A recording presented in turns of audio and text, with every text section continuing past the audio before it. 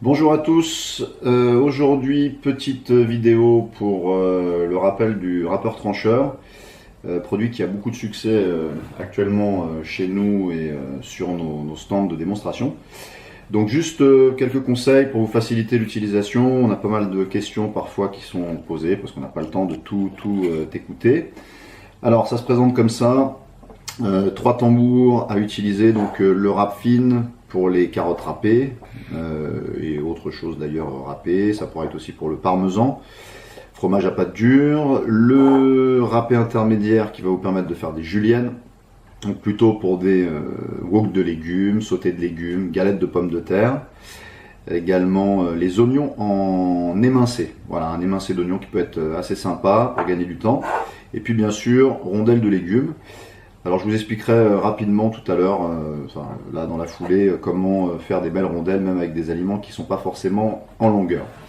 Alors le montage, très simple, ça se présente donc en plusieurs parties. Ça c'est donc la ventouse.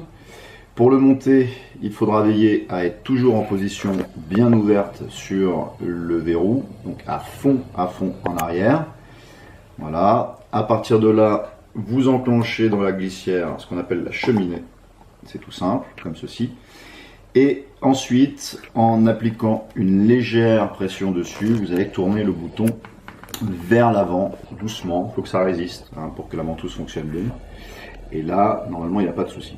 Alors, je vous donne une petite astuce pour les supports, pour plusieurs raisons qui ne seraient pas aussi efficaces qu'une planche comme celle-ci. L'astuce, il y en a que plusieurs, donc ça sera mettre un tout petit peu d'eau sur votre plan de travail, légèrement, voilà, comme ceci. Ce qui va permettre de bien calfeutrer au niveau de la ventouse et d'avoir plus de fixation, donc une fixation qui sera plus forte sur la ventouse. Alors vous enclenchez le premier tambour, celui qui fait les râpés fins, je visse directement derrière le tambour, il y a un pas de vis pour accueillir la manivelle et comme ça vous êtes tranquille.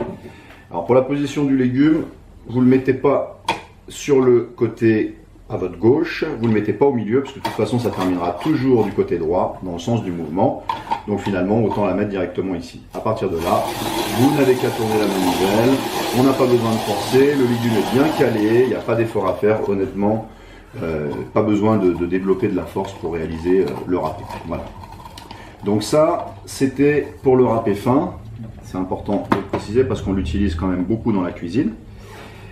Ensuite, je vais vous montrer rapidement comment vous pourrez faire à partir du tambour intermédiaire les oignons en cubes, parce que c'est quelque chose en général qu'on ne montre pas toujours. Donc ça peut être intéressant.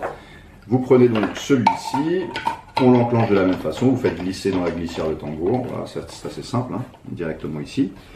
Ensuite donc, toujours pareil, un petit tour en avant pour bien fixer la ventouse.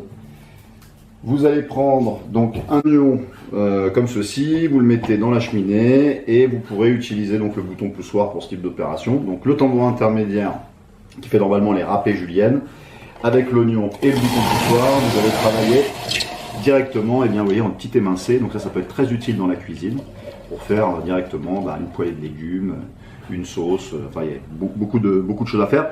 Alors je vous conseille de prendre des oignons quand même bien fermes, pas gorgés d'eau, puisqu'évidemment là on perdra sur cette finesse là un petit peu d'eau bien entendu. Alors je termine avec une dernière astuce à vous donner pour le tambour rondelle. Pour les courgettes, pour tout ce qui est aliments en longueur, on n'aurait pas de souci particulier, bien entendu. Par contre, pour les pommes de terre et les oignons, ça aussi on le fait souvent remarquer lors de nos animations, il y a une position à prendre pour le légume qui permettra de travailler sur des rondelles plus régulières. Donc vous enclenchez le tambour à rondelle, je mets la pomme de terre, donc toujours côté paroi dans le sens du mouvement, ça permet de bien le caler. Et je n'utilise pas le bouton poussoir pour commencer. D'abord, avec la main, j'applique. En même temps, j'oriente plus ou moins le légume directement, ce qui vous permet d'avoir, vous voyez, des rondelles qui sont régulières. Alors elles sont fines, enfin c'est le principe du produit. Ça permettra de gagner du temps sur plein de recettes que vous pouvez trouver sur notre blog.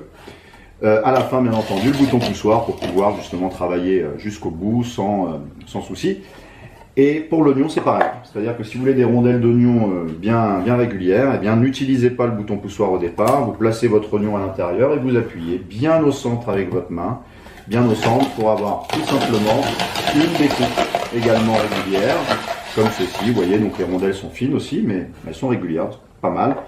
Et là, vous avez le bouton poussoir, bien entendu, pour aller au bout du légume. Voilà, donc je rappelle que le produit se démonte aussi facilement que le fait de le monter, et que vous pouvez tout mettre au lave-vaisselle.